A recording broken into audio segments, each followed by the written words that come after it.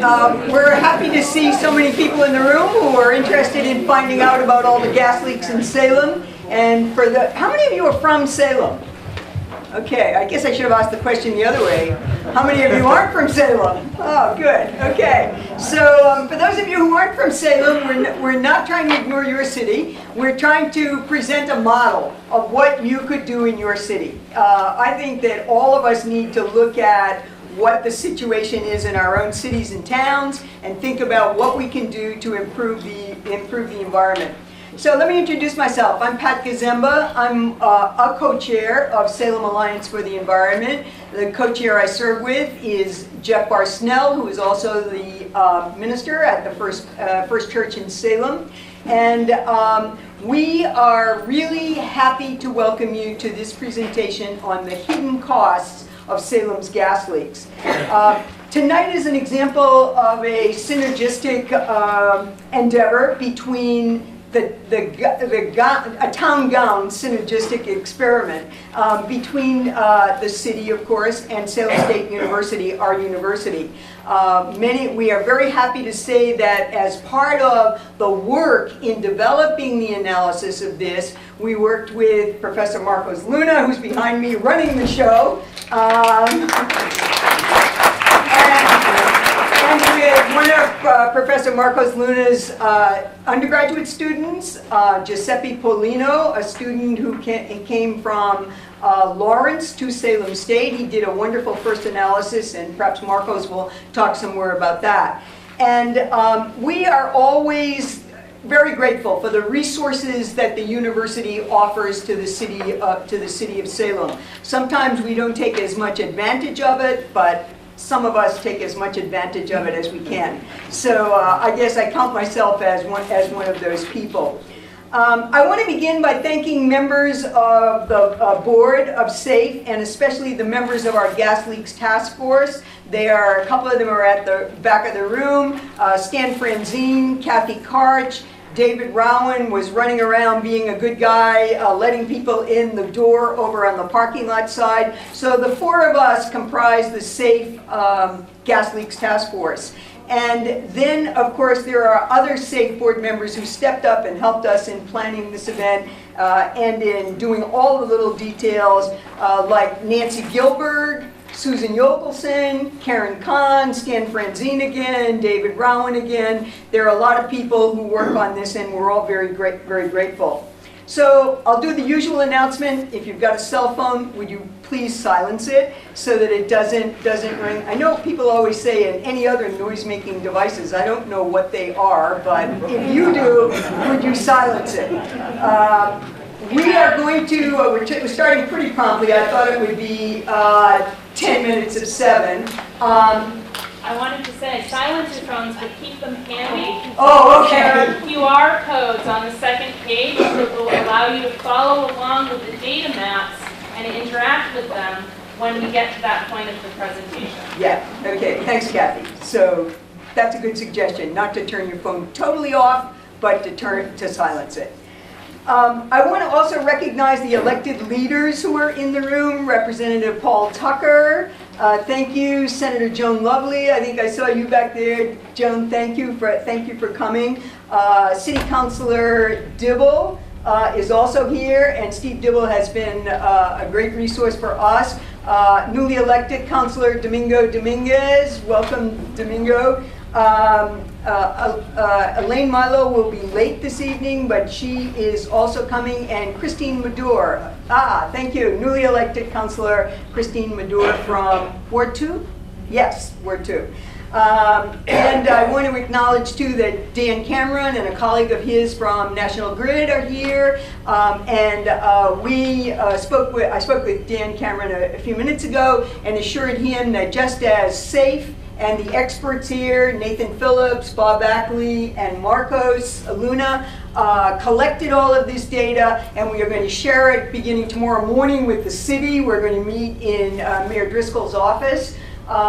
We will share the data with National Grid too. This is not a game of gotcha. This is a game of we're all concerned about saving the environment. We're all concerned about protecting people's health. We're all concerned about safety. And if we were able to enlist experts who could go out there and get the data that might help National Grid, then great. That is what we want to do, and we all want to be on the same pathway towards cleaning up our environment.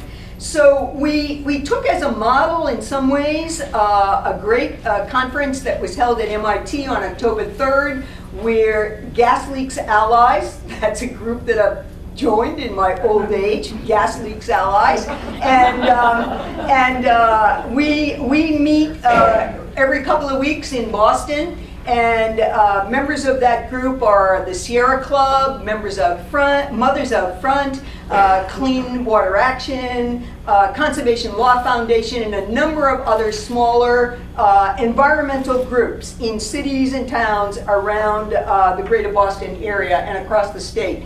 And it's all about sharing information. On October 3rd at MIT, and Senator Lovely was there, and staff from Representative Paul Tucker's office were there. We had a great meeting where the high echelons of National Grid, Eversource, and Columbia Gas got together with representatives from the Gas Leaks Allies and came up with a mutually agreeable way to solve some of the problems of fixing the biggest gas leaks that we have. Because we know that 7% of the gas leaks in Massachusetts cause approximately 50% of the greenhouse gas emissions that our state is responsible for. So those 7% are very large gas leaks, and thanks to legislation actually submitted by a local legislator, Representative Lori Ehrlich of Marblehead,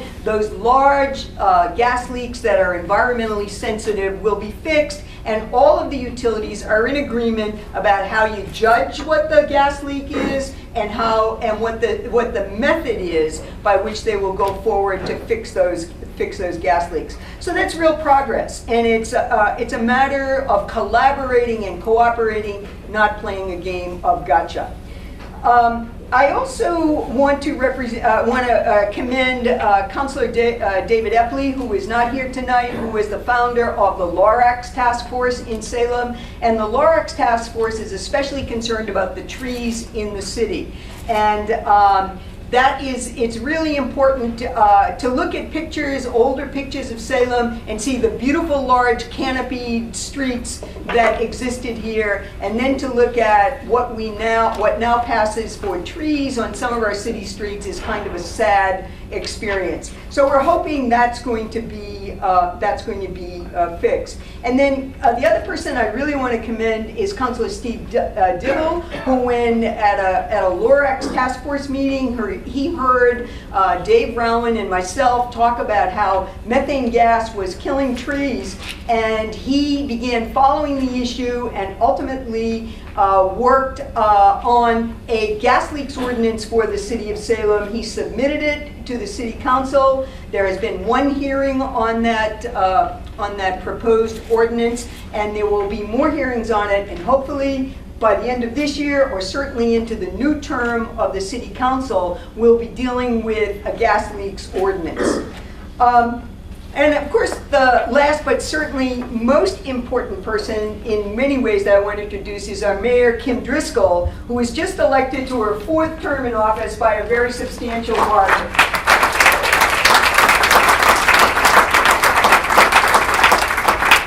In Kim Driscoll, we have a dynamic, visionary, and strategic leader who is also committed to a strong environmental platform. So we thank you, Mayor Driscoll, and we look forward to continuing to work with you, beginning at 9 a.m. tomorrow morning in your office.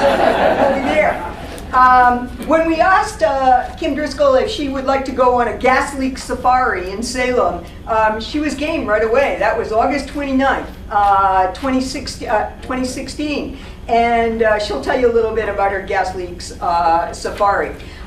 When we asked Kim to submit a resolution to the City Council to support the Massachusetts House Bill 2683, an act relative to protecting consumers of gas and electricity from paying for leaked gas, She was immediately on it, submitted a resolution to the City Council. On September 14th, the City Council unanimously approved that resolution and sent their approval to Representative Tucker, to Senator Lovely, to Speaker of the House Robert DeLeo, and to Stanley Rosenberg, Senate President, and to Charlie Baker. So we have joined with 44 other municipalities in the Commonwealth of Massachusetts who are all in support of making sure that the gas companies can no longer charge electricity consumers and gas consumers for the leaked gas that is coming out of the streets. A lot of people, I was kind of mystified when I first found out about that. Wait a second, we're paying for that gas that's leaking? And sure enough, we are.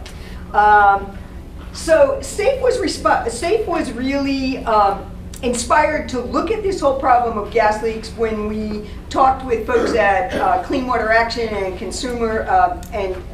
Conservation Law Foundation, who talked about how many of the states great gains in terms of putting up solar, putting up wind turbines, pushing energy efficiency.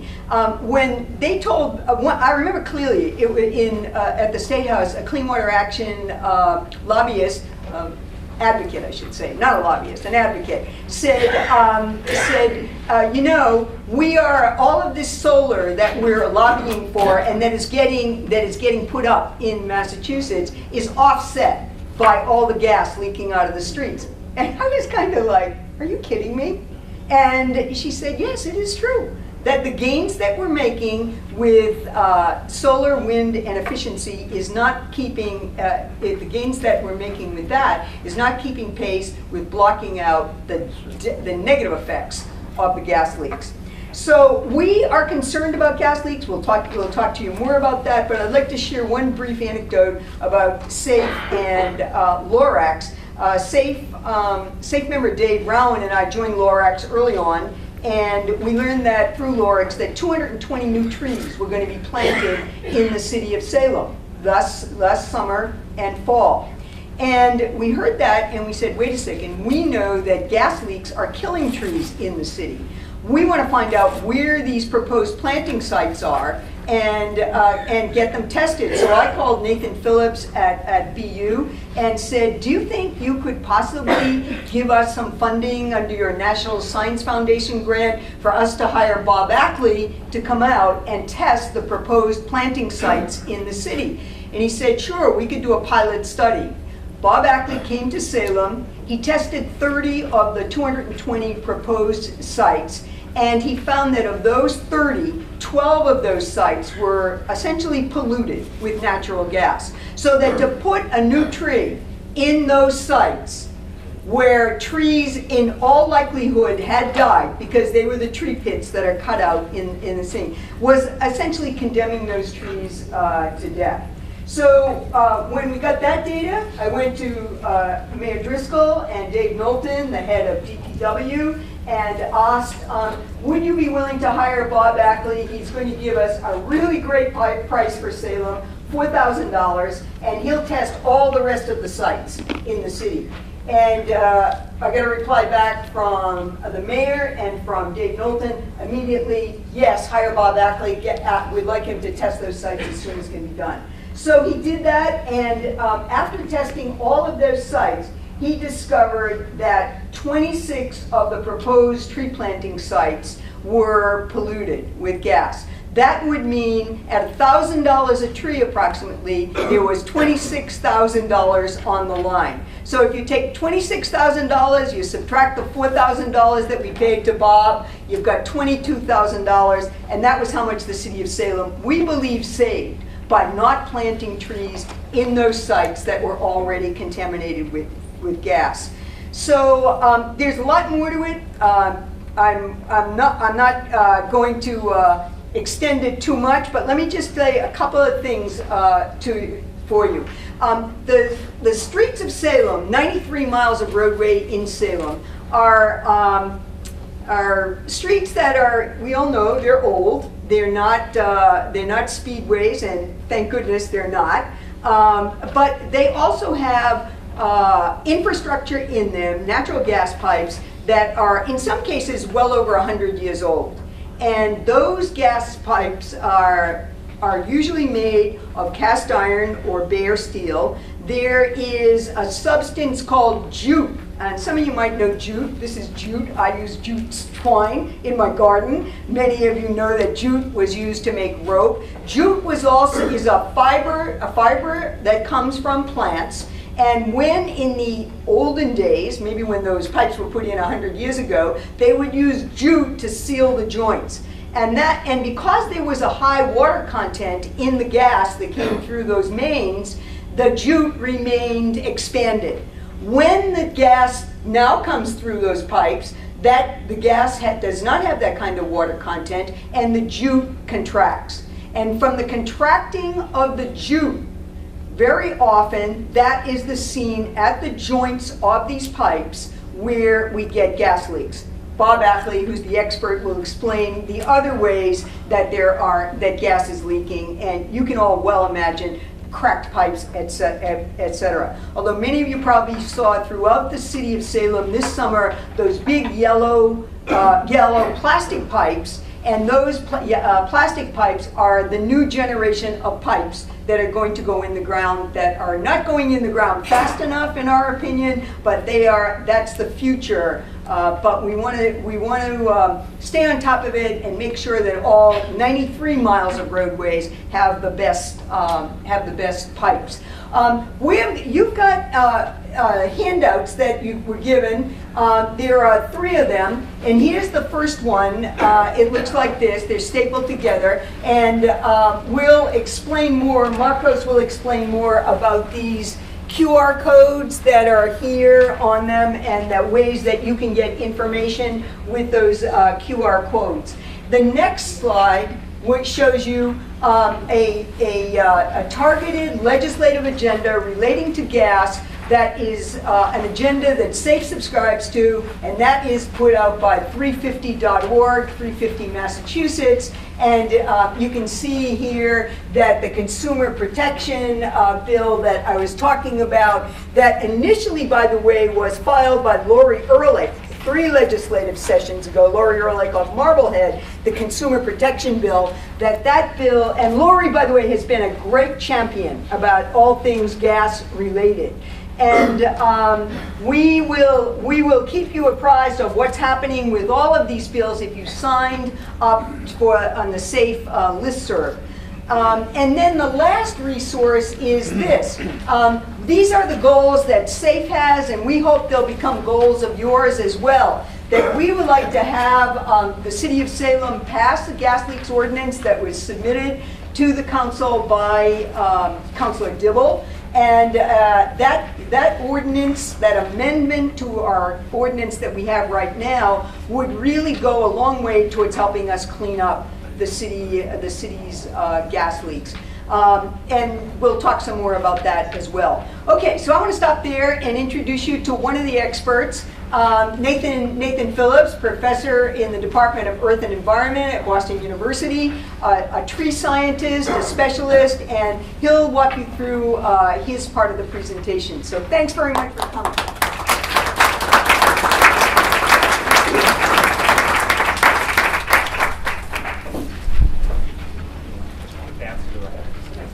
All right, thank you so much, Pat. And I'm just blown away at Salem and what you've done and how you've organized on this issue. And Pat, you meet one of your heroes once in a few times in your life, and Pat Gazemba is an environmental hero to me.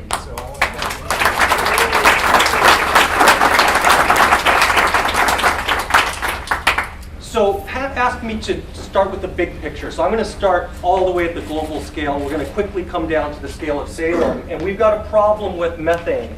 It's 1 carbon and 4 hydrogens. That's the molecule. It's the biggest constituent of natural gas, and it's rising every year. It's a greenhouse gas on steroids. It's 86 times more powerful than CO2 on a mass per mass basis. And you can see just in the last few years, it just keeps going up inexorably. That's 1.81 parts per million, or 1,810 parts per billion there in 2013, going up to 1850 parts per billion now. So even in the last few years that I've been working with Bob Ackley on this problem, we're seeing it go up and up. And we see that when we drive around, that baseline global level is increasing.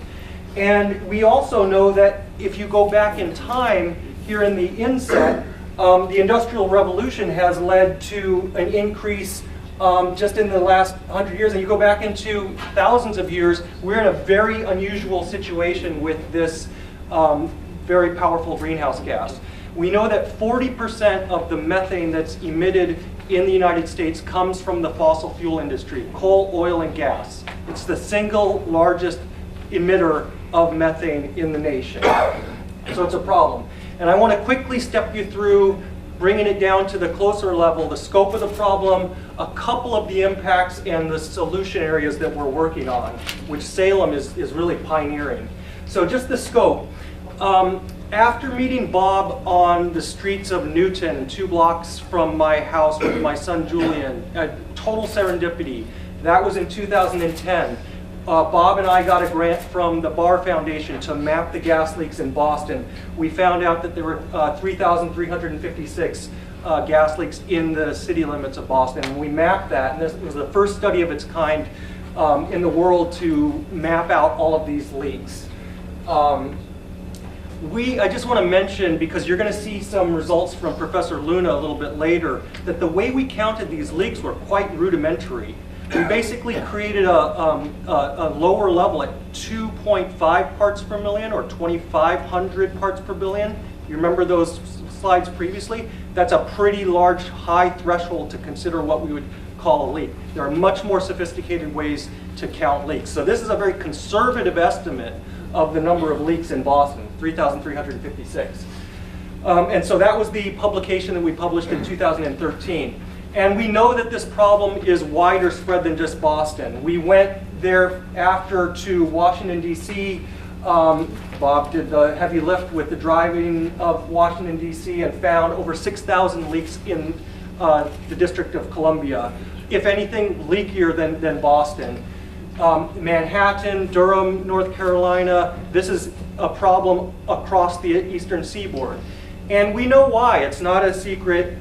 It's old infrastructure. So here, is there a pointer on this? The middle, right. The middle, okay. So here we can see in Boston, in the Back Bay, this is an 1860 pipe, 1882 pipe running down the Back Bay. Cast iron is the leaky stuff that Pat was talking about. LP means low pressure. We have maps of many of the service areas of National Grid. Unfortunately, our maps don't have Salem in there, so it's a little bit, you know, you're in here somewhere. But we can see around in Beverly, Danvers, Peabody, we've got different pipes of different operating pressures, 60 pounds per square inch is all this red stuff. The gray stuff in here is half a pound pressure. So a variety of different pressures, and if I recall looking in here, there's some 1911 pipes and things like that that are running through the streets around and in Salem. Just a little bit about the impacts. So I mentioned the greenhouse gas impacts globally that we have. We did a study to estimate how much does it all amount to, these thousands of leaks, not just in Boston or greater Boston, but in all the eastern Massachusetts and this part of New England. And so that was work that we published in 2014 with our colleagues at Harvard, Catherine McCain, Steve Wofsy, and others. And what we did there was we went up into the atmosphere and used the integrating power of the atmosphere to measure how much all of the leaks were coming into the atmosphere. And to make a long, well, I'll just mention that we had a little network of towers on the top. The COP is the Copley Prudential Building. We had high precision sensors measuring 24/7 on the top of the Prudential Building, at BU on the top of our tower, over on Nahant, and out here at HF is Harvard Forest.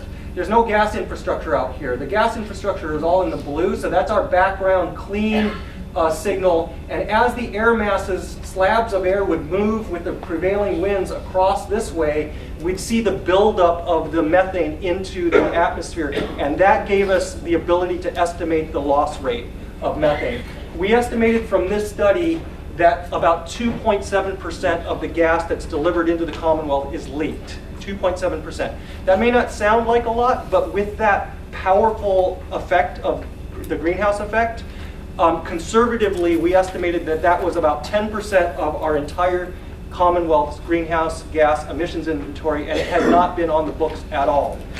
I do want to mention that there have been disputes or differences in estimates of that number. Some people say it's maybe less than 1%. I think National Grid estimated less than 1% for leaks.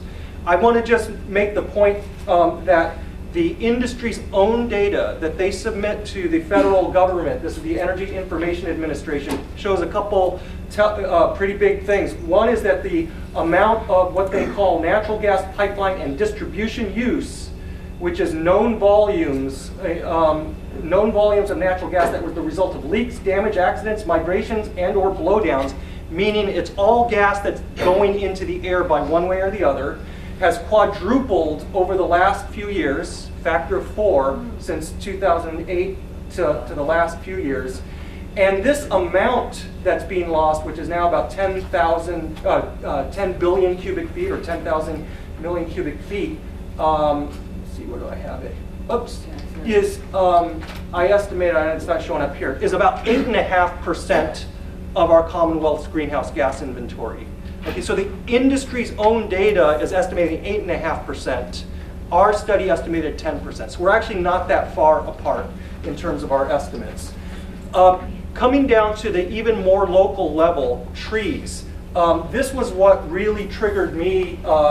This is LaSalle College, a mile from where I live in Newton. And this is a gorgeous, but you can see kind of thin, 60-inch copper beach.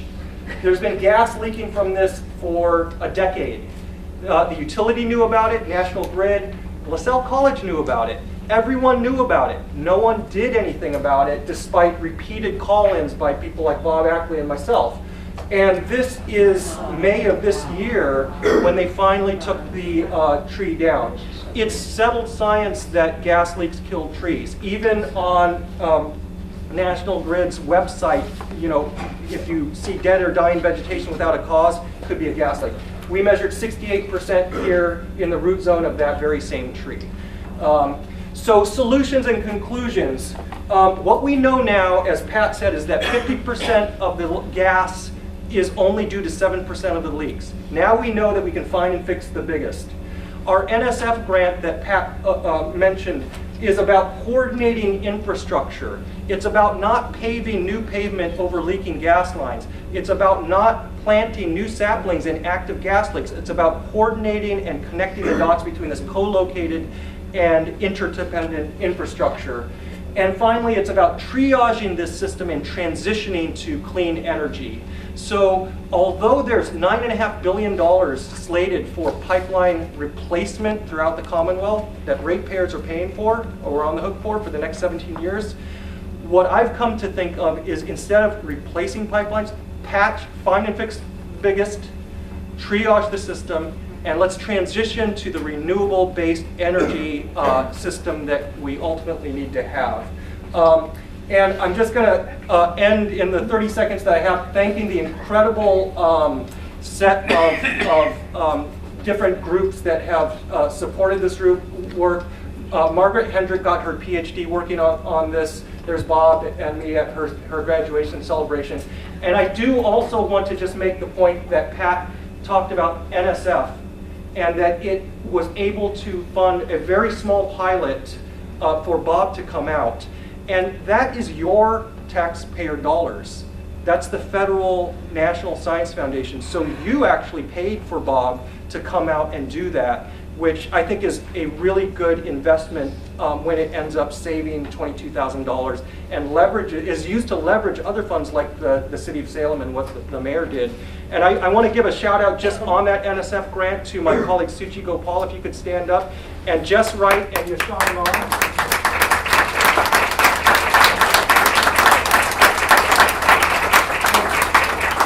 You want to just say a quick thing, Suchi, about the NSF? So the NSF grant that we received is from, as Nathan mentioned, from the National Science Foundation. And this particular grant, the title of a project is called Coupling of gray and green infrastructure. One thing exists above ground, and the infrastructure that exists underground, we don't see it and we don't pay attention. So this is the first time ever in any one of my grants, any one of Nathan's grants, we've actually met the citizens of a town, that can make use of this, and we are so glad that you're able to make use of it for policy and so on. And we train our students. I do large classes, and we want to have empowered students and citizenry, benefiting from science. So it's science to action and policy. And I'm so glad you guys are all here. Jess would be contacting you via email because she wants to do a survey. So this will be part of our doctoral dissertation. So please help her out. Thank you so much.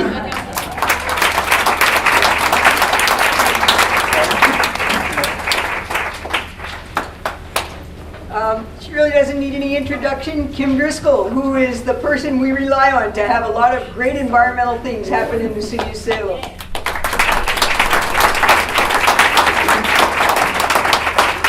We're so fortunate to have organizations like PAT, really grassroots. I think it's the best grassroots organization, not just in Salem, but really in the Commonwealth. When we think about the things we've worked on together, whether it's power plants or gas leaks, when Pat calls you up and says, do you want to go on a gas safari? Sorry. How many other people can say that they've been on the other end of that phone call? And I'm so glad that, that you did, and it really gave me an opportunity to learn more about this, and I think that's one of the reasons hopefully we're all here to better understand it. This was not something that was on my radar screen 10 years ago, but I can tell you it's on our collective radar screen as a city with lots of good partners in this room, many of whom have been mentioned. Tom Fury I saw walking in as well, City Councilor at Large, who has also been supportive of these efforts, and I'm just so grateful to have such a strong team approach to this. And I think that's really what you bring to this table, Pat, and the partners that you're working with here, that we're all working together. So a quick tidbit for me is also, I'm glad that Dan's here. I can't say enough about the strong relationship we have with National Grid. Dan is on the ground here regionally, works with us on a myriad of issues,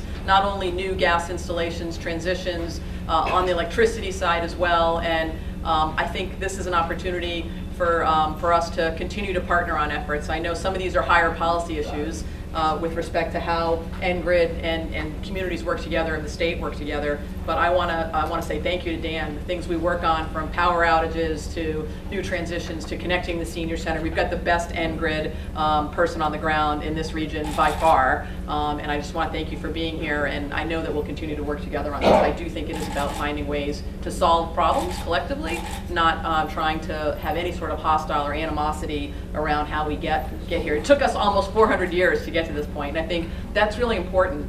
Salem, as many of you know, is the third oldest city in Massachusetts. We'll be celebrating our 400th anniversary on 2026. The important thing to note is from 2020 to 2030, there's over a dozen cities in Massachusetts that are going to be celebrating their 400th anniversary. And by that I mean we're old, right? Or a lot of us are old. We've got old infrastructure, and it's so critical not only for the Salems of the world, but of the Commonwealth, but for all these older northeastern communities that are struggling with older infrastructure. I could tell tales of woe about water and sewer. This one happens to be gas, and it's important for us to think about that. All those times on Boston Street this summer when you were stuck in traffic, that was a new gas pipeline going in. So there are reasons that sometimes we need to make these investments, and they can seem challenging while it's underway, but so very necessary. For us, obviously, the safety and risk. The fire department responds to gas leak calls. We're running the numbers to see how many calls for service they've had. Thankfully, we haven't had tragedies or anything like that, but it still is, moving equipment and moving people to respond to these things. It's obviously contributing to global warming and greenhouse gas emissions, so critical. All the work that's gone into requiring leaks to be tracked and to be fixed if they're serious. We obviously want them all fixed, not just the ones that are serious. Obviously the killing of the trees, and then it's expensive, not just for those of us who are ratepayers, but impacts on health and the transitions that you see when you think about the concentric circles. So when Pat said, do you want to go on a gas safari, honestly I didn't know as much about gas, and I still think I have a long way to go, and the impact on leaks. But it was pretty easy to find out why, and I thought we'd show just a few slides around my trip, right? What my gas safari looked like. And I was thinking I'd be wearing like a tin hat and you know, a lot different than what it actually was. It's pretty high tech, and I want to thank Bob and Nathan for making it as easy as possible. So this is the literally safari, right? Safari van that you're on. We met here right outside of SATV, right in downtown Salem, to begin our trip.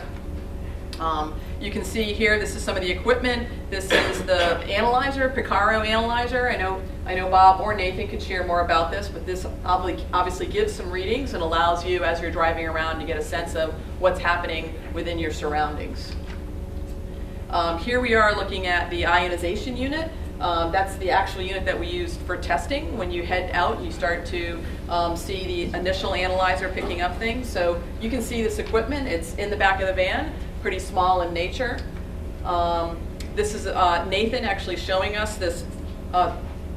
This is the red spikes indicating where the leaks are. This one I think is the picture in Boston. I don't think this was Salem, indicating where those leaks are. And this was in SATV, so just basic equipment helping showcase what you're seeing. But pretty amazing to think this is a community, and those big red lines are not healthy for a lot of us. So this is Peabody Street in Salem. When we were actually out, we got a pretty high reading, and I actually called National Grid right from there, the 1-800 number, got a very pleasant response that somebody was going to come out. This tree is no longer here. I don't think we have an after shot of it. It was taken down. It's now just an empty tree pit. We need to think about what we're going to do next. And we're so grateful when Pat reached out and said, we're going to have a major undertaking. We're planted over 200 trees this fall. That's a big tree planting for any community, and certainly for Salem. Now underway, in addition to trying to catch up on our tree inventory, is really mapping out what our tree inventory is in Salem. Where do we have trees? Where do we have open pits? Where do we want trees? What are the conditions? What's the right species for the right area? Where should we not plant trees? Not necessarily because of gas, but because it's just not a terrific area for it. And we partnered with a state grant to help get that inventory started. And we're really hopeful that now that we'll have this information, we can use that to do the overlay here and dedicate some time and space to understanding where do we have open tree pits that we'd like to plant trees, and overlay that with the gas leaks that we have in our community. So we're not wasting money by planting trees that aren't going to make it, but more importantly, also having a plan to attack those areas. Okay, what are we doing? We're just not going to never plant a tree there. We actually want to work with NGrid to figure out how to address the leak going forward. I think here is the actual testing. So one thing that I picked up immediately when we went out, and this is right on Peabody Street, not far from the existing substation, there were a bunch of holes in the ground already, which meant that we weren't the first ones out there. National Grid had been out there a few times. This is a leak right in front of where that tree was. And there were some patches, so there was some indication that we'd been out there before, somebody had been out there and either did some assessment, patched what was there, maybe made a repair. We're not exactly sure all the work that was done, but this wasn't Virgin Street territory of digging up these pipes. I should talk a little bit about the coordination that goes into what we do currently. And as I said, National Grid's been a strong partner. When we're looking at our paving list, we're immediately sharing that information, frankly, with both NGrid or any utility company, so we can think about getting that work done before we're going to start repaving. A lot of that helps us ensure that we're not getting into the street again, but it's not always able, National Grid is not always able to repair every area that we're paving. So the worst thing that can happen is if you go back out after we just repave the street. We see that happening with water and sewer. We try and attack the worst water and sewer infrastructure areas if we're going to be repaving, but even as a city, we're not able to relay every new water and sewer pipe just because we're paving a road over. And it is, for us, a policy consideration.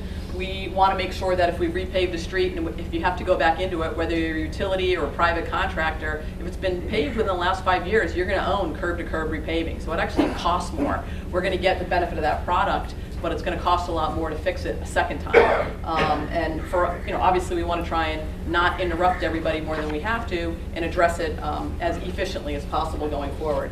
But in this area, we did find the reading. You can see the reading there. It was a simple tool, although I didn't actually push it into the ground. Bob was really good at that. You can share more about it. But it gave us a reading almost immediately. You could smell the gas. It was very prevalent. And we did reach out to NGrid, who did come out. I forget what was graded and exactly what the next steps were with respect to their process. But for us, being able to, you know, a half an hour ago we were in front of SATV, we found a couple of leaks very quickly, right on Peabody Street. We also were up by the Common on Winter Street, found some big areas there, and you know, are hoping that, as you can see, also looking in some of the confined spaces, which are of more concern if there's high counts there.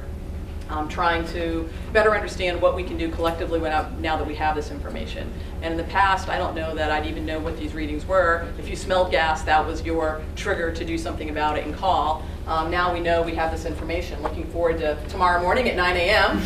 When we'll get to see more. And then, you know, how do you solve these problems? Which is, for those of us in local government, is always, I think, the most exciting part of the job and the most challenging. This didn't happen in a year, right? We are a 400-year-old city, so we've got decades of infrastructure needs. How are we going to work together to address it and fix it so that we're efficient in our approach to it, but also mindful that these things need to happen and just, you know, delays cannot continue. So I want to again just thank SAFE for the opportunity to share with you what my experience was on the gas safari, but more importantly for their work, their partnership, their advocacy, their ability to build awareness, and then to partner with people like Nathan and Bob who never have the opportunity to understand what resources are out there, and are definitely looking forward to continuing to move forward in a way that addresses these issues. And overall, it's great for the health of our community. Not only the health of the trees, but for the health of people, and I think we're all committed to that for sure. So thank you.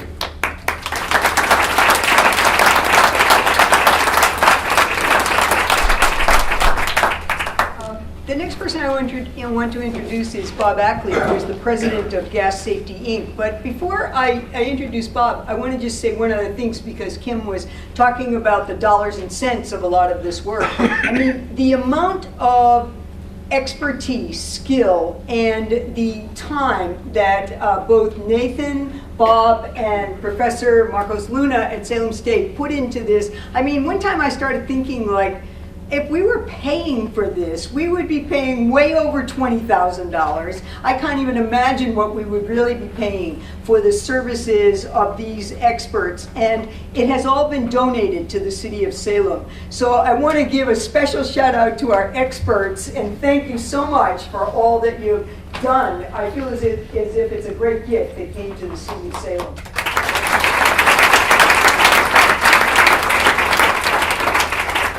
So Bob is the one who owns the safari van and is the master of the equipment, and he is the one who, when he looks on the Picaro analyzer, and by the way, Representative Paul Tucker also was out on a gas leak safari. I think he went out 2 nights after the mayor, and he saw many of the same scenes. So I'm going to let Bob explain what he does, because he's the expert. Bob Ackley. Thanks, Pat.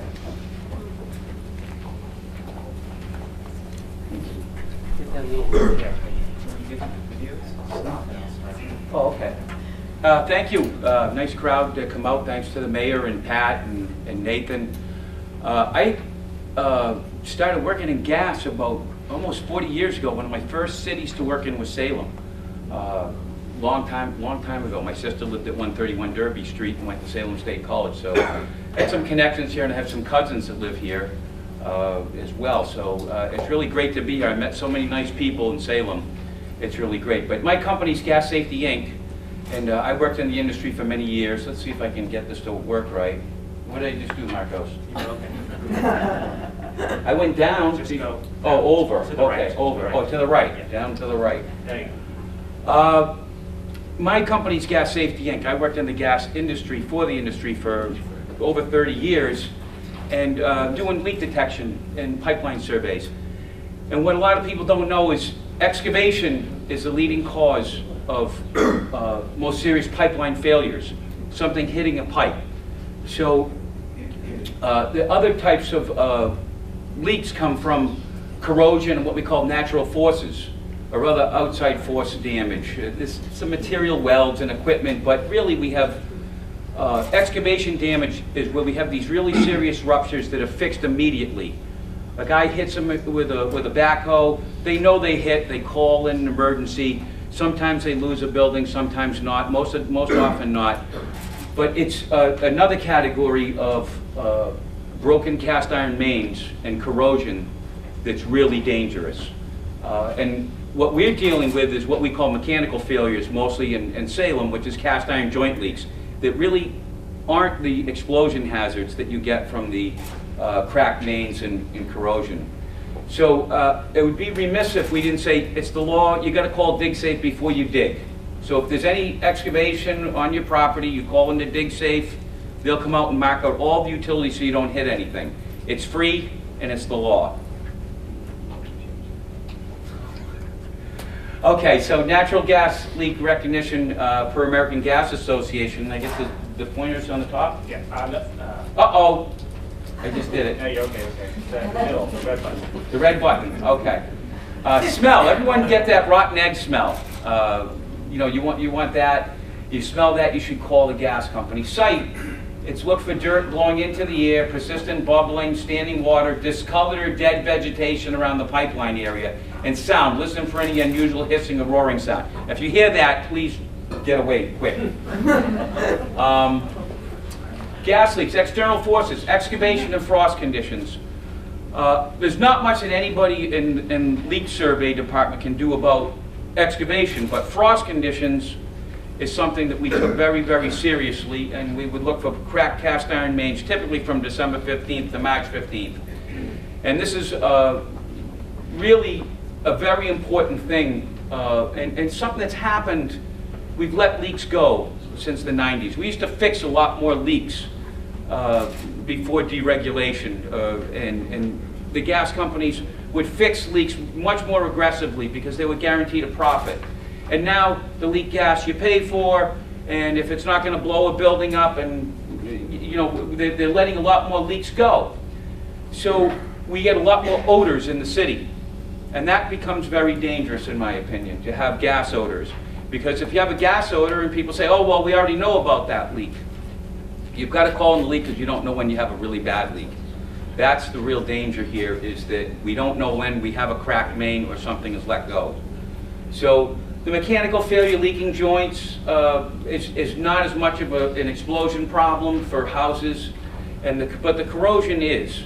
You can have very serious problems. We lost a house in Somerset to a corrosion leak. I lost a house in Southborough in the 80s. And this is the one in Gloucester.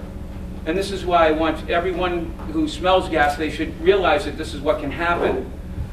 This was a few years ago in Gloucester. I don't know if you people are aware of this, but this was a broken cast iron main. Sparks a 3-alarm fire. This is happening on Eastern Avenue in the area where Route 128 ends. That explosion happening just after 8 a.m. You can see the home is leveled. Neighbors say other homes in the area were damaged by the blast as well.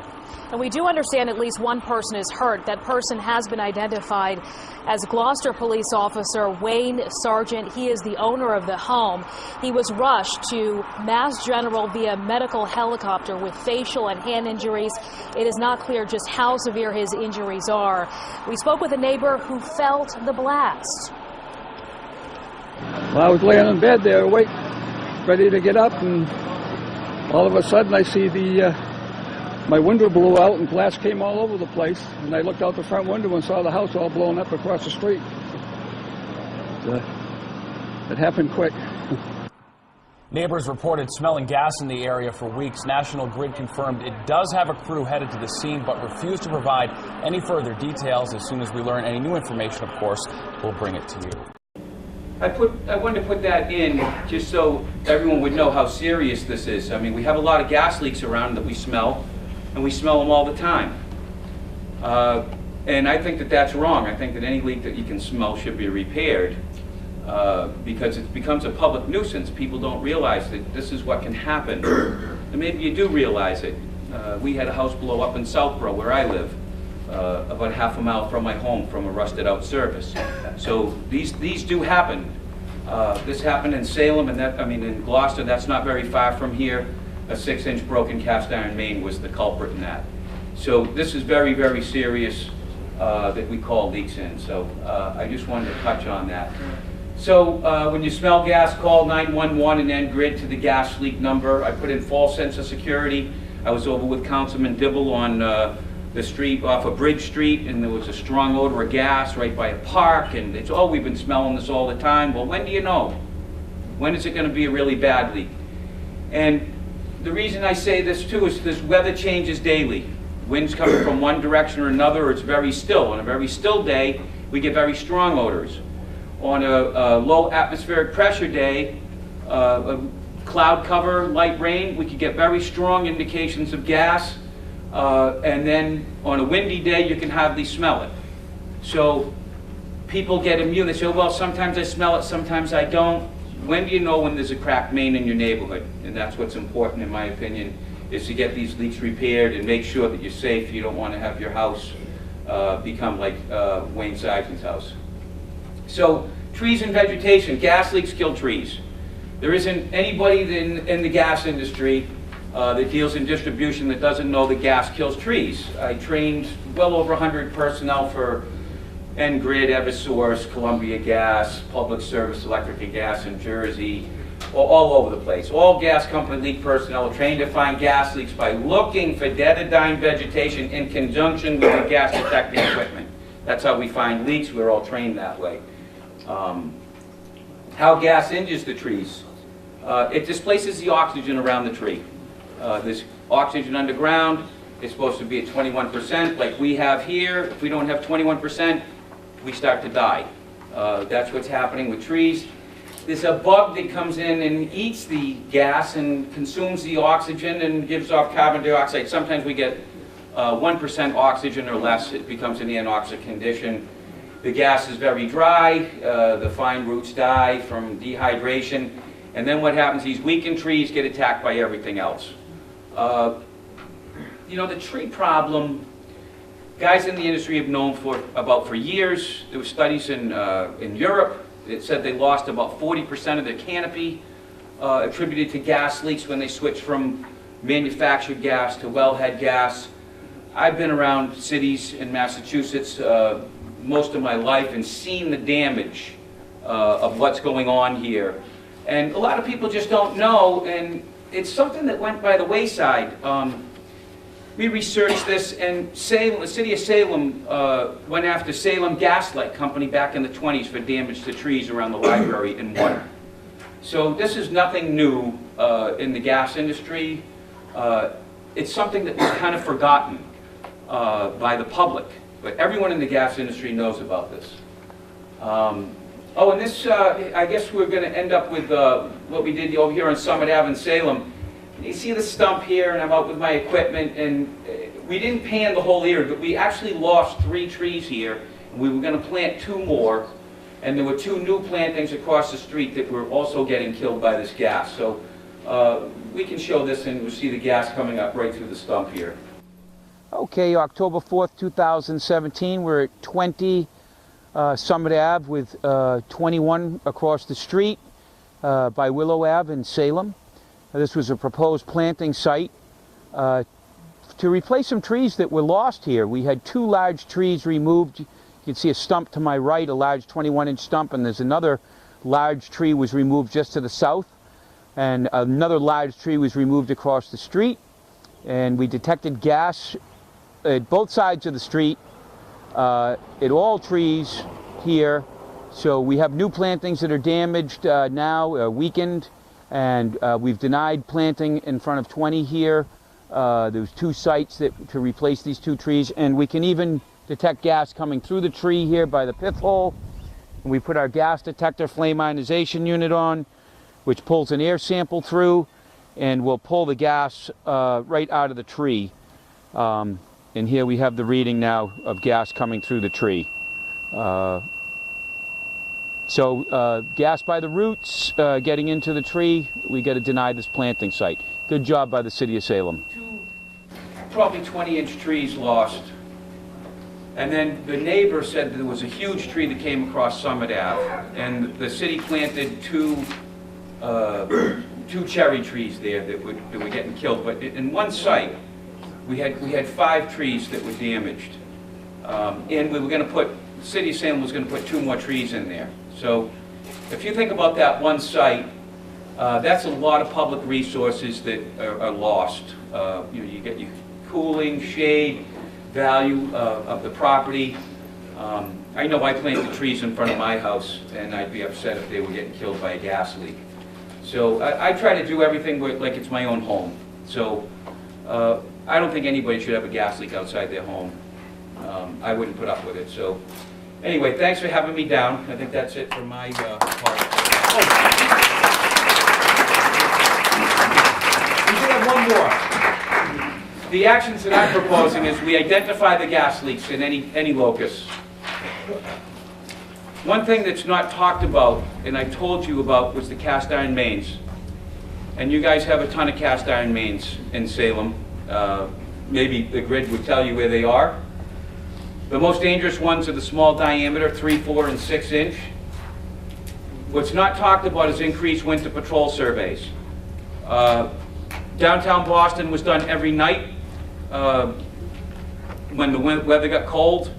And other communities were done on a 5 to 10 day cycle depending on weather. So that means you wouldn't get your street tested. If you came on a Monday, you wouldn't get there until Saturday unless they work 7 days a week. That's a long time to go for cast iron in the ground when frost gets in the ground. So one thing I would ask for the city of Salem is that they ask for increased winter patrols whenever there's a high density of cast iron mains. This is extremely important. Coordinate pipeline replacement with street repaving plans. Know where your service line shutoff valve is. I'll bet anybody here, there's very few of you that know where your shutoff valve is to your house. They are supposed to be exposed and operable. If you open up the cover, you'll find most of them are filled with dirt and are inoperable. Whenever there's a fire, we try to shut the gas off. Sometimes it takes hours. These are supposed to be done. So, and also test planning sites for leaks. We got to identify these leaks, fix the large ones, fix leaks around trees, and let's not plant into trees. So thanks a bunch, Salem. I really appreciate it.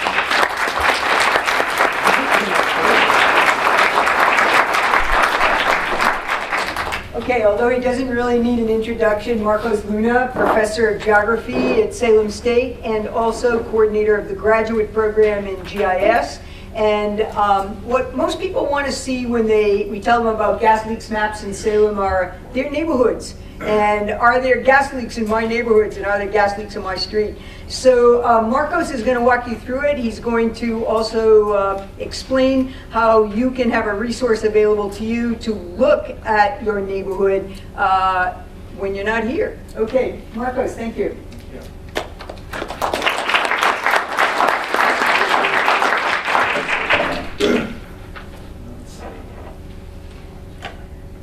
So I want to echo what the mayor said earlier, that when Pat Kazema calls, you kind of have to stop what you're doing. It's going to take some time. So she contacted me and asked if I would help with data that Professor Phillips and Bob Ackley collected on gas in the city of Salem, and which is a great project because we do geographic information systems mapping, computer analysis, and so it was a great learning opportunity for a student, and so I asked an undergraduate student, Giuseppe Paulino, to help out with this, and so he helped me organizing the data and doing the initial mapping, and SAFE was able to grant him a stipend for that work too, which is really wonderful to recognize the value of that kind of work, and we're training students to be out there in the community doing the stuff that really matters. So we got this data, and we're going to map it, and we're going to try to identify where the leaks are, which turns out to be not such a simple thing. Because if you don't know anything, and I didn't at the beginning, I'm looking for a hole in a pipe. And doesn't quite work out that way. And I'm going to walk you through that, but also we're going to walk through it together. I have developed this app that lets you look at the data either on your own computer or on your smartphone. And when I say smartphone, I mean a phone that has like a touch screen. If you have an iPhone, you should be able to just turn the camera on and aim it at the QR code, which is this thing right here. So on the sheet that was handed out to you, I believe it's on the second or third page. Second page, thank you. There are these, look like pixelated boxes. The one on the left is the one we'll start with. And the QR code is basically just a way of referencing information that a computer can read. And so the phone, some phones have that built-in ability. If you're not using an iPhone or an older phone, you can download a free app that reads QR codes, and it will let you recognize that. Barring that, you can type in the web address, and it will take you to the same site. You don't need to. I just wanted to make that available so those of you who do have your phones are comfortable with that can follow along and kind of see what we're looking at. But if you want to go back later and look at it on your own computer or one at the library, this is totally accessible, open to the public, and it's essentially the data we're talking about when we talk about what we've seen going on in the city. And it's going to dovetail, echo what the previous speakers have talked about. So it shouldn't be anything totally new, but I think it's worth understanding what it is we are talking about and how we came to those conclusions. So I'll just wait a second for those of you who are catching up.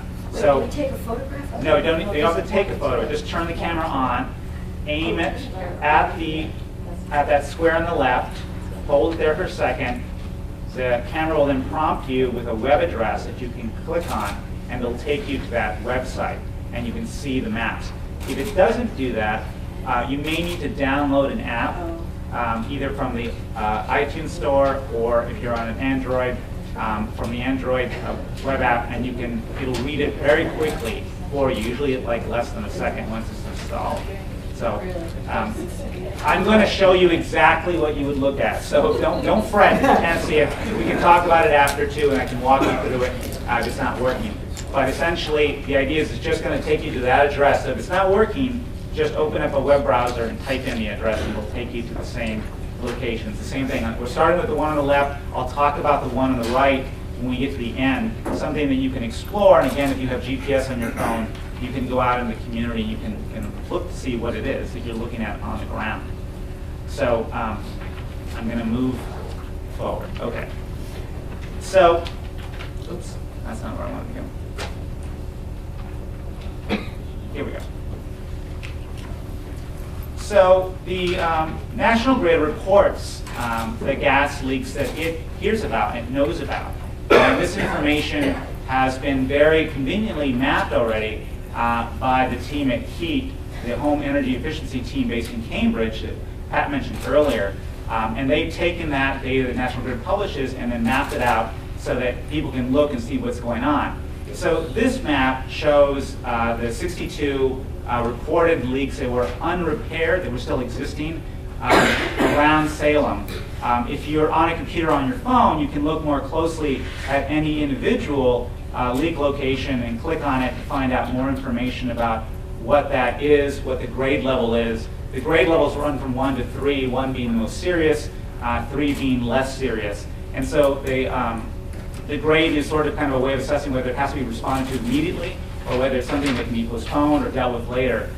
There's another map I'll show you later that kind of offers that explanation so you can kind of see how to interpret that number. But nevertheless, this is kind of what you would look for. This is what we expect to see. These are the problems that one would expect to encounter out there.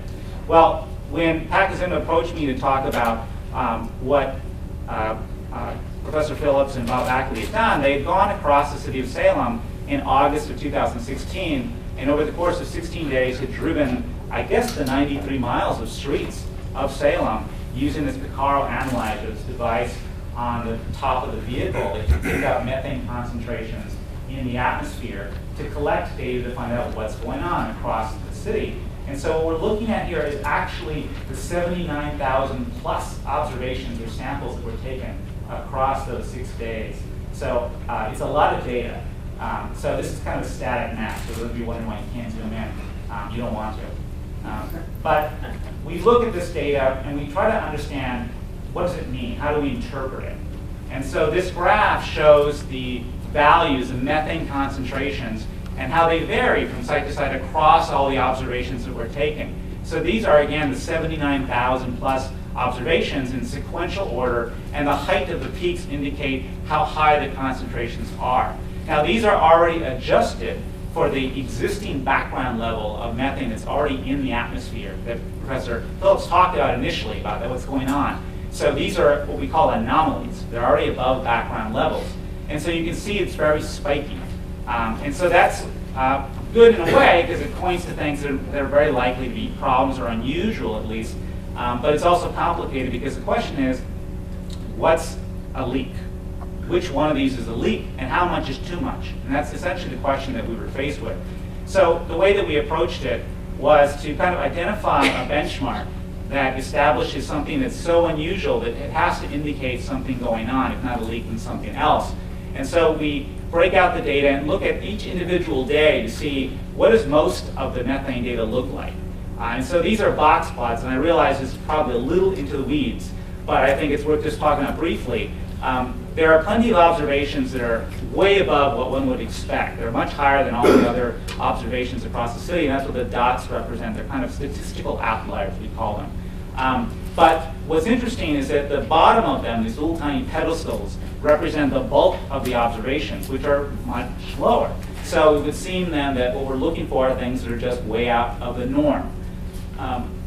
We then look at the bottom of that, where the pedestals are, when you kind of zoom in and expand them and just look at what most of the data looks like. This essentially represents 90% of most of the observations.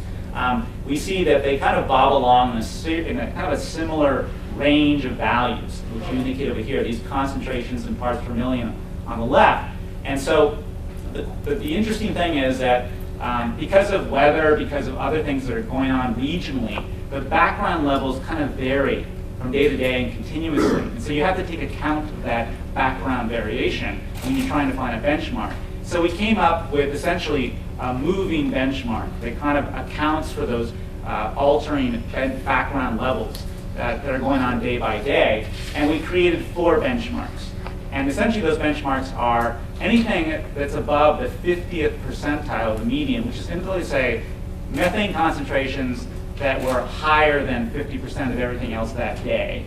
The 75th, the interquartile range, and then the 95th percentile. Just increasingly stringent levels, higher levels of observations that we're seeing, and looking to see where are they, and do we see any patterns in where these fall.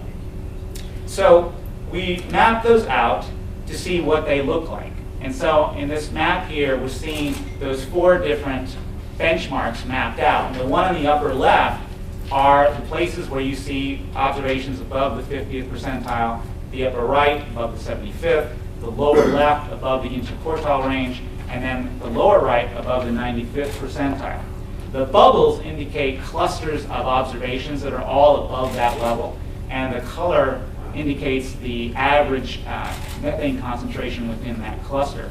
If you're on your own computer at home, this will allow you to query individual observations so you can get statistics on individual points to see what they mean.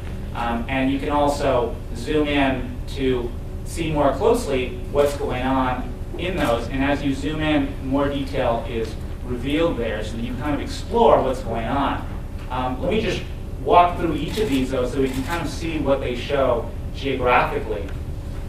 When we look at that lower benchmark, the 50th percentile, this is the pattern of observations that we see. And so again, the size of the bubble here indicates that there's a bunch of observations that are all above that benchmark level. And again, the darker the color, the higher the average concentration. So again, you can look at each of those and kind of see what's going on at a particular location. But if you zoom in more, you can get a little more detail. And so it kind of resolves itself, disaggregating those points to show you what's going on in those areas. And so you can see that there's more and more detail, because again, remembering there were thousands of points of data collected all across the streets, and so this is showing you just the ones that popped out. And those are all leaks. Every single one of those dots is a leak. So this is the thing. These rise above our benchmark. So they are representative of something going on.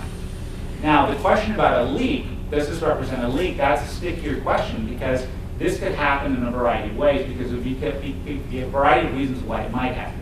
If it's a cracked pipe, if it's because of a joint leak because of the jute shrinking, you could have a complex of leaks, so to speak, that are kind of issuing out of a region. So you're not necessarily going to get a point where it's all coming out of one little hole. You might have an area that has higher than expected methane concentrations. So, yes, of all the sewer line work that's been done in the area, though, if you have cracked sewer lines in that area, that's also off-gassing methane. So how do you, at what level are you able to take that bandwidth out?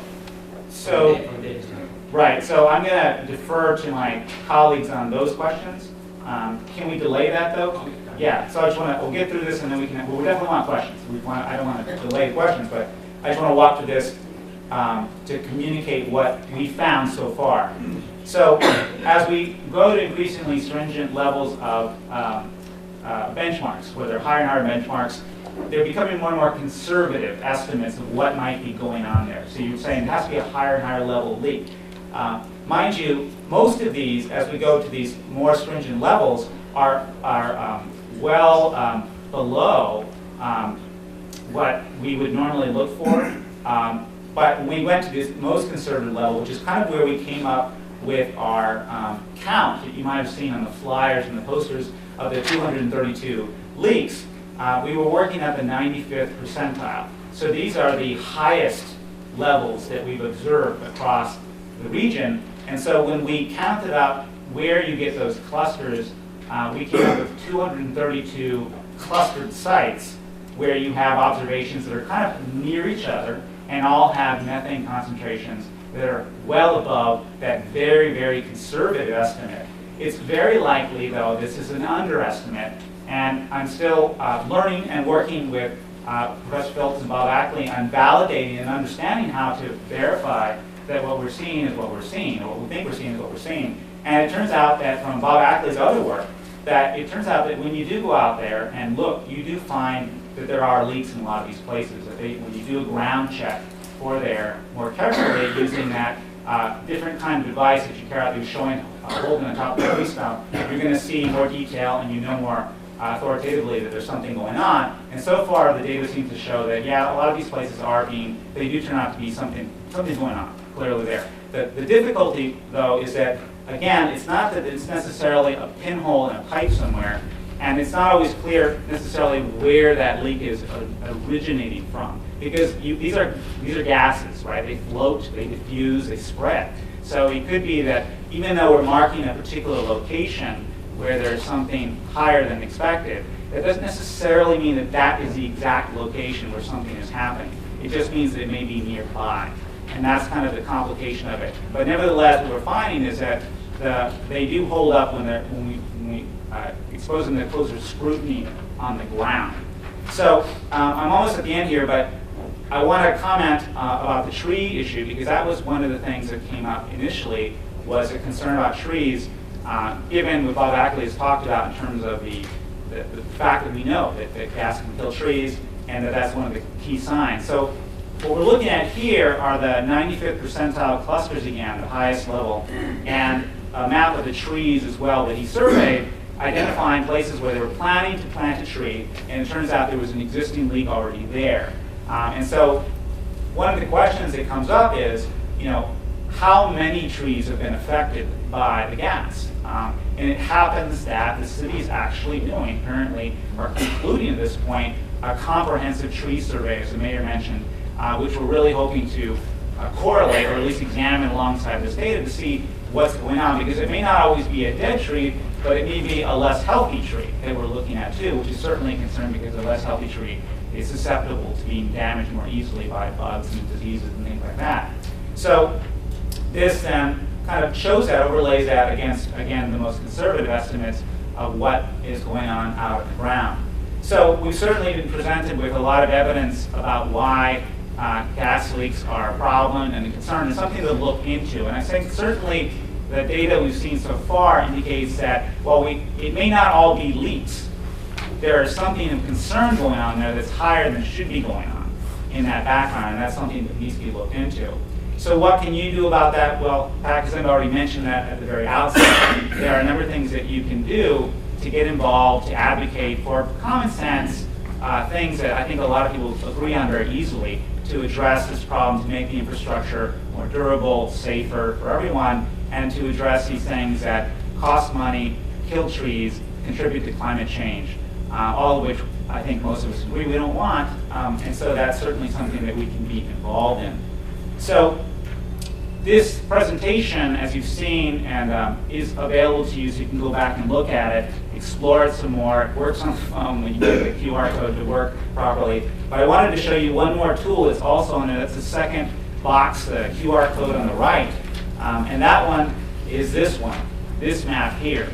And this map is a simpler map to look at that shows you the 95th percentile clusters across the city that I showed you previously, again, you can look at them individually to get more detail about what they mean, and you can click on them to get more information about any given particular cluster of points. And if you zoom in enough, you can even see individual points. So it lets you kind of really interrogate the data for yourself to kind of see what's going on. If you have a GPS-enabled phone, it will also track where you are relative to these things, so it will kind of follow you along, so you can kind of see and compare. And if you're curious, you can also explore other things like the tree planting sites that I talked about previously. And if you want to look at, for example, comparing that to National Grid's reported leaks or the unrepaired leaks, you can see that as well. And in addition, if you want to look at that lower level gas leak benchmark, you can look at that also to kind of get a sense of what's going on in your area. And again, so the question about the leaks, I think, is a complex question, but it certainly indicates that there's more methane in the atmosphere in these areas than there should be. And that certainly warrants a concern about that problem, and it's likely that a lot of them are traceable, as the evidence is showing and as the validation is showing, to leaks from methane from natural gas. So that's the end of my part of the presentation, and so I think we can open it up for questions. Yes, sir. I'd like to ask you a question. The mayor may have to chime in on this, because this is a question I asked to Councilor Dibble. He didn't know the answer, but I brought this up last week. What you are describing, based upon what I've heard your experts, your panel amalgamate, is that we have a pretty serious problem here in Salem with potentially a substantial number of gas leaks or sources of methane leaks. Am I correct? Okay. Because of what you're presenting, because of the emergent nature of what you're presenting, what I want to know is this. With this now known, and with the fact that this is apparently something that is what many people consider to be deleterious, not just to roadways, but to potentially health, what I'd like to know is, would the city instruct the city solicitor to send a letter to the utilities outlining what the problem is and saying, this is what we have here. We are, our city is potentially at risk because of all these potential identifiable sources. And either you are going to get the necessary manpower down to fix this ASAP, or we are going, as a city, to hire people to fix it, and if not, we will go into court to force it to be fixed. I'd like to hear from Mayor Driscoll on this, because Councilor Dibble did not know the answer. Well, I'll just say that I think that We're kind of fighting here about who wants to answer. Yeah, I mean, I think we're at the beginning of this conversation, right? We haven't even officially got all this information handed over to us until 9 o'clock tomorrow morning. But I think the query for us is, armed with this information, how do we partner with the utility? Let's start with partnering, not start with litigating with the utility to get these things fixed. There's a lot of overriding state and federal laws here as well. So this is not a normal industry. There are regulations in place both at the state and federal level that frankly override local community stability. We are not able to regulate as fully as we might like, for instance, street opening permits when it comes to a utility. They're just treated a little bit differently within the body of state and federal law. I think our goal is to be armed with information and to obviously sit down with National Grid. And this is not something that's just a City of Salem problem, as we've heard. I think the gas allies, our gas leak allies, are a really good group for us collectively to work with National Grid and Eversource and all the utility companies to figure out how to get this work done. Somebody's ultimately got to pay for these repairs, and usually when you're talking about utilities, that number always gets transferred to those of us who use those utilities. So I think we want to be as aggressive as we can be with respect to identifying this information and working on solutions. I don't know that it starts with the city solicitor sending, a letter that begins the legal process as much as it does sitting down and understanding what the obstacles are to getting them fixed. Well, Kim, what would you say would be a timetable, perhaps, when you identified this to turn it around? Because I can tell you, if we're hearing the taxpayers are supposedly paying for this, and we understand there's lots of infrastructure in Salem. Infrastructure in Salem is old, it's archaic. We understand lots of it is a source of problems. But if this is a problem which is coming identified, it's becoming more known, what would you say we should expect as a timetable to know that a reasonable measure has been taken to fix it.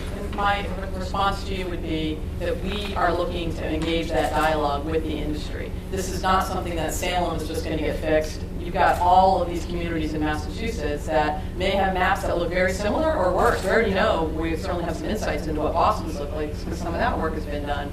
I think we hope to engage in that discussion. But I don't want to give you a deadline or an answer without really having more information on what the process would be to actually achieve the results we're all hoping for. So I'm from the town of Swampscott, and I appreciate your, this Salem-focused environment. But the matter of the fact is that this is at the state level, right? National Grid worked out an agreement with the state that they all have to be fixed by 2034.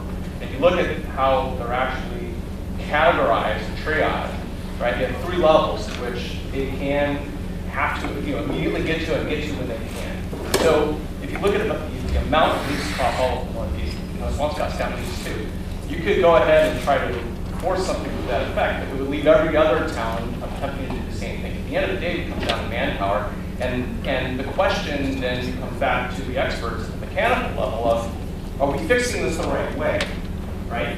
You have such an inevitable lengthy time horizon that we're not investigating. Maybe we are investigating how to fix it in a different way as opposed to ripping anything up. And what are those options? I'd like to hear if there's any media experts there, whether or not you're fixing it from the inside, horoscopes, all these other great methodologies that are being used. So I'll address that. So my thinking has flipped in the last 2 years. 2 years ago, I was of the mindset that we need to replace the pipes to fix the problem for good, not just bandage the system. But now that the work that we did with Margaret Hendricks showed that there are these super emitters, 7% of the leaks account for 50% of the lost gas, that changed my thinking. And now I think bandage the system, triage the system, don't invest $9.5 billion of ratepayer money in the Commonwealth over the next 17 years to replace 27% of our leak-prone pipe infrastructure. Let's use that money instead to transition off of gas altogether in the places that we can do that. That means electrifying the business, the building sector of our economy in Massachusetts. And every single climate action plan that talks about 0 carbon by 2050 or whatever date, that's something we have to do. We have to get off of gas. We need to make the transition. And $9.5 billion is a price tag that we're all paying. So I think everyone needs to think about that. I appreciate that it doesn't actually answer the question, right? Well, it's not about replacing pipes. It's about stranding these assets and not reinvesting in 50 years of those same pipes. I understand that.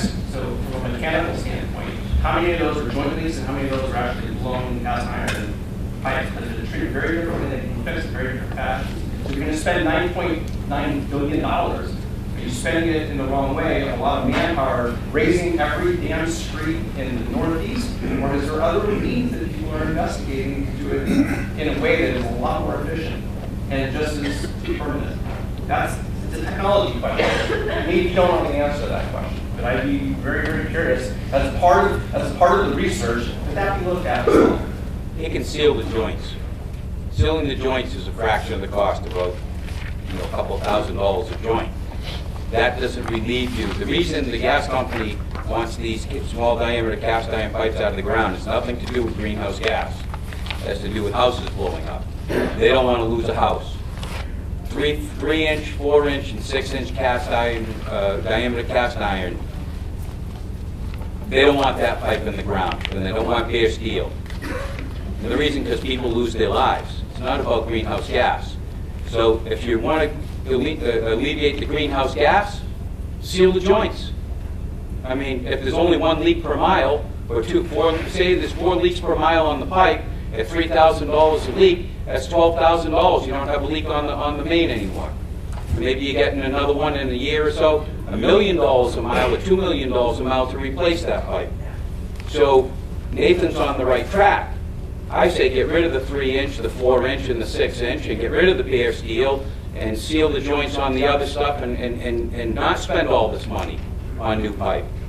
But, you know, the gas company has their ideas on how they want to do things. It's not easy to rip up streets and put in new pipes. You guys have seen it here. I've seen it's going on all over the place. So you can only do so much at a time. But the technology, I mean, they can drop these pipes in pretty quickly and get rid of those small diameter cast iron. If you have one on your street, like I said, be aware. Because that's what I did for a lot of winters, was look for broken cast iron mains. And they're very dangerous. We have a question in the back. Yes. I'm wondering, why do we do gas versus oil, which all you do is just take it out of a truck and put it into a tank? Isn't this kind of dangerous that if the gas leaks, which is more efficient? You know, gas, is it methane or gas, the same thing?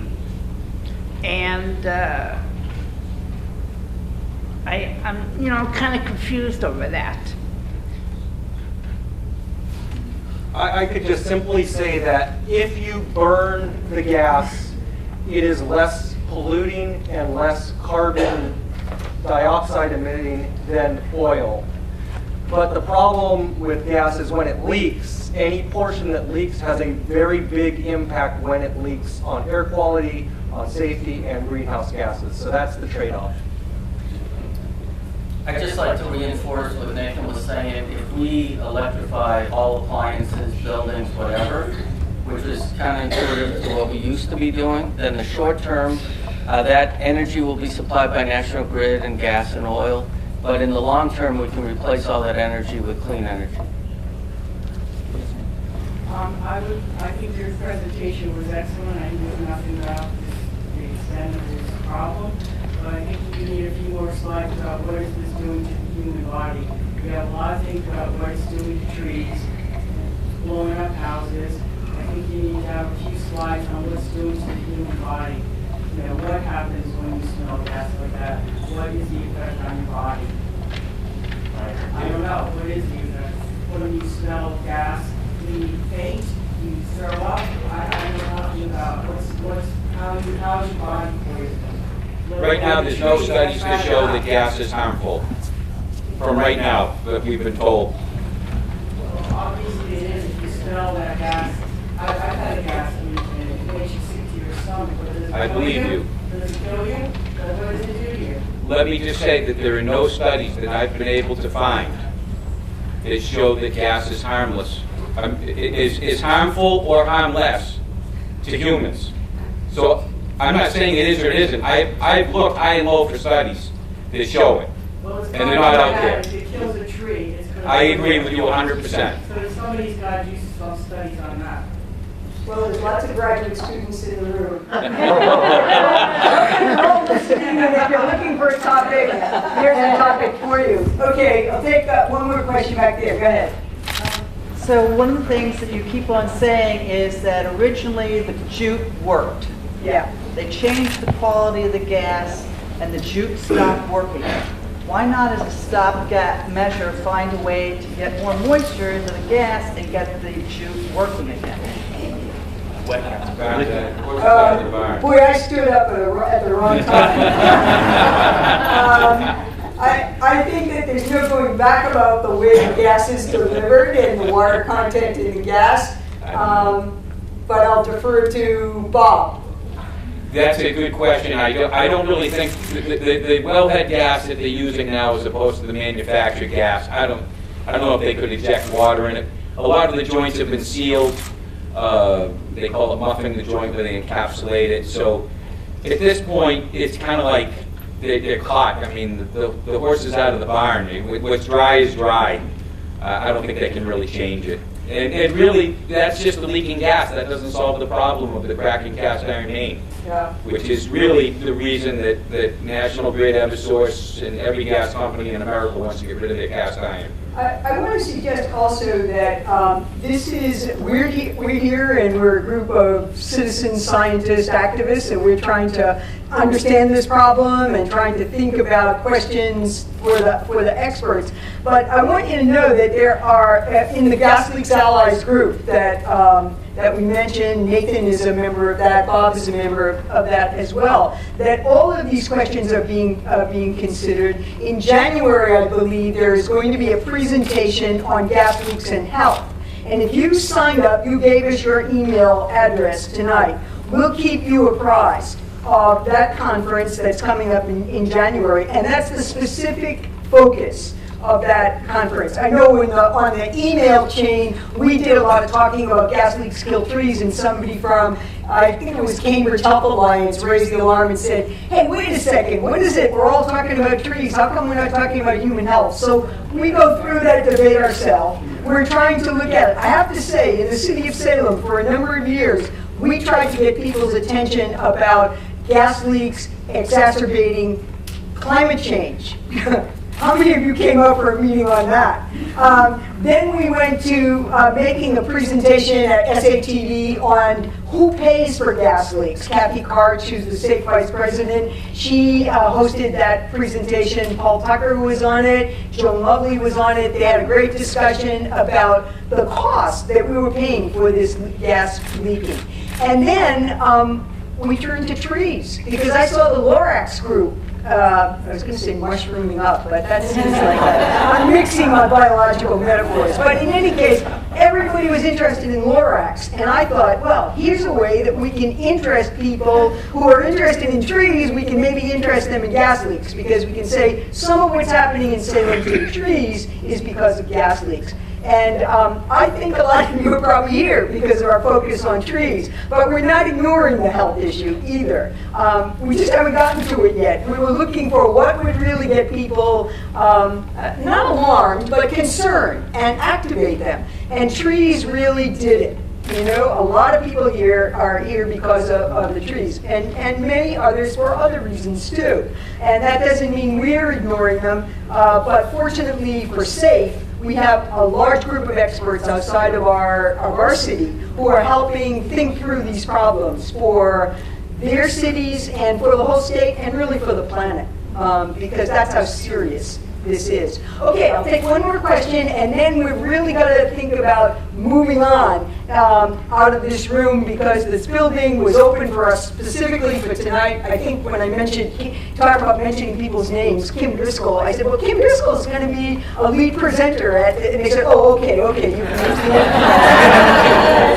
So, Here martinis, it works. Here martinis, right? Get in there too. So, because I really want to push, I'm going to call on Steve Dibble, and that's because I really want to push the whole idea of getting you all to email, to call your city councilors and ask them to support the gas leaks ordinance that's before the city council. And a lot of these strategies that we're talking about for how to deal with the gas leaks are addressed in this new ordinance, in this amended ordinance. And they will give us options for doing more as a collaborative group of activist organizations and experts. Steve, go ahead. Yes, thank you, Pat.